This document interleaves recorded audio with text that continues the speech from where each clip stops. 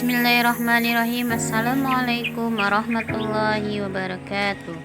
Apa kabarnya hari ini Ananda soleh-soleha? Semoga kalian dalam keadaan sehat dan dalam lindungan Allah Subhanahu wa Ta'ala dimanapun Ananda berada. Baiklah, hari ini kita akan belajar baikah dengan judul seorang pemuda yang memiliki dua kebun yang sombong. Baiklah, sebelum kita memulai, mari kita sama-sama melafazkan basmalah. Bismillahirrahmanirrahim. Jangan lupa kalian ambil hikmahnya ya dari cerita tersebut. Kisah pemilik dua kebun yang sombong.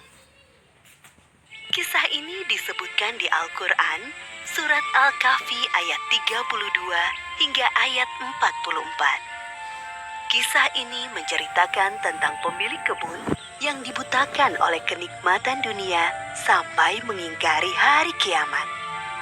Allah memberikan pelajaran bagi kita melalui kisah ini tentang akibat seseorang yang sombong dengan menimpakan musibah berupa angin topan yang dahsyat menghancurkan perkebunannya.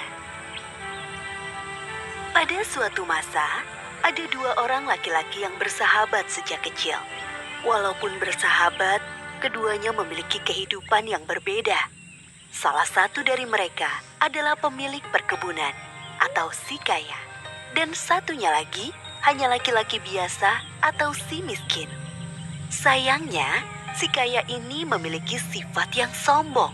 Kesombongan si kaya disebabkan karena ia memiliki dua kebun anggur yang sangat luas. Masing-masing kebun anggurnya dikelilingi pohon kurma yang lebat. Di tengah-tengah kebun mengalir sungai yang airnya sangat jernih. Sungguh indah sekali penampakan kebun itu, membuat mata seakan tak ingin lepas memandangnya. Wahai saudaraku, lihatlah kebunku yang luas ini. Pohon anggurnya tidak pernah berhenti berbuah dan sangat enak rasanya saat dimakan. Apalagi pohon-pohon kurma yang selalu tumbuh lebat setiap hari, membuatku sangat bahagia. Benar saudaraku, kebunmu sangat luas dan setiap panen hasilnya selalu melimpah. Aku sangat yakin kebunku tidak akan pernah berhenti berbuah. Sekarang aku benar-benar telah menjadi orang yang paling kaya. Tapi ingat wahai saudaraku, semua ini hanyalah pemberian dari Allah. Jangan sampai kau menjadi sombong dan lupa untuk bersyukur kepadanya, Sang Maha Pemberi Rizki. Si kaya seolah-olah tidak mendengarkan nasihat dari sahabatnya. Ia lebih fokus memperhatikan perkebunannya dengan perasaan sombong dan bahagia. Keesokan harinya, si kaya pergi ke rumahnya dan melihat harta yang dikumpulkan dari penjualan hasil kebun. Ia pun berniat untuk mengumpulkan harta lebih banyak lagi.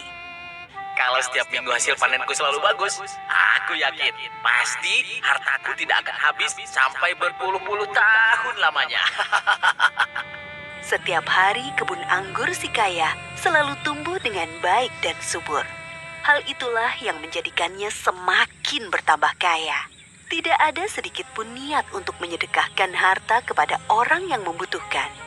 Seiring dengan bertambah harta, bertambah pula kesombongannya. Suatu ketika, si miskin datang berkunjung untuk menasehatinya dengan bahasa yang halus. Tetapi si kaya merespon dengan kata-kata yang menyakitinya. Aku tahu kau iri dengan kehidupanku. Hartaku lebih banyak daripada hartamu. Dan aku memiliki banyak anak buah yang membantuku. Sama sekali tidak wahai saudaraku. Walaupun hartaku lebih sedikit dan tidak memiliki anak buah sepertimu, aku hanya khawatir kepadamu kelak di akhirat. Aku kira hari kiamat tidak akan pernah terjadi. Seandainya aku mati suatu saat nanti, pasti Allah menempatkanku di tempat yang jauh lebih baik dari kehidupanku sekarang. Jadi, sekarang kau mengingkari adanya hari kiamat. Apakah kau juga mengingkari Tuhan yang telah menciptakanmu begitu sempurna? Benar-benar kau telah dibutakan oleh semua kemewahan dunia ini, saudaraku. Sudahlah, diam saja. Aku tidak akan mendengarkan nasihatmu lagi. Tidakkah kau lupa mengucap Masya Allah, la haula wa la quwata illa billah saat memasuki kebunmu? Ucapan itu adalah salah satu ungkapan syukur kepada Allah atas semua kenikmatan ini. Segeralah bertaubat kepada Allah sebelum semuanya terlambat. Si kaya tetap tidak mau mendengarkan nasihat si miskin. Ia mengusir si miskin karena merasa sahabatnya terlalu iri dengan semua harta yang dimilikinya. Setelah kepulangan si miskin, si kaya tidak berhenti untuk memamerkan hasil kebunnya kepada orang-orang di sekitarnya. Ia menjadi sangat sombong dan angkuh dari sebelumnya. Malam itu, hujan turun dengan sangat deras. Suara petir menggelegar di langit. Anehnya, si kaya sama sekali tidak terbangun dengan suara itu. Ia malah asik tertidur. Seperti yang disebutkan dalam surat Al-Kahfi ayat 40. Dan dia Allah mengirimkan petir dari langit ke kebunmu, sehingga kebun itu menjadi tanah yang licin. Keesokan harinya, si kaya bangun dari tidurnya dengan puing-puing rumah yang hancur dan hartanya lenyap tak bersisa. Kemudian ia teringat akan kebunnya dan bergegas pergi ke sana. Sampai di kebun, ia tidak mendapatkan apa-apa selain kebun yang hancur hampir rata dengan tanah. Si kaya mulai menyesali kesombongannya selama ini. Ya Allah, kenapa semua ini bisa terjadi? Sekiranya dari dulu aku tidak pernah mengingkari nikmat-Mu dan mendengarkan nasihat sahabatku, pasti Engkau tidak akan menimpakan musibah ini. Sungguh hamba menyesal atas apa yang telah hamba perbuat, ya Allah. Penyesalan itu sudah tidak berguna. Semuanya sudah terlambat. Seperti yang disebutkan dalam surat Al-Kahfi ayat 43. Dan tidak ada lagi baginya segolongan pun yang dapat menolongnya selain Allah. Dan dia pun tidak dapat membela dirinya. Demikian akhir dari kisah pemilik kebun yang sombong. Beberapa hikmah dari kisah ini diantaranya, pertama, jangan lupa untuk mengucap Masya Allah, la haula wa la quwata illa billah. Tidak ada usaha, kekuatan, dan upaya selain dengan kehendak Allah. Agar senantiasa bersyukur dan tidak sombong atas nikmat yang kita peroleh.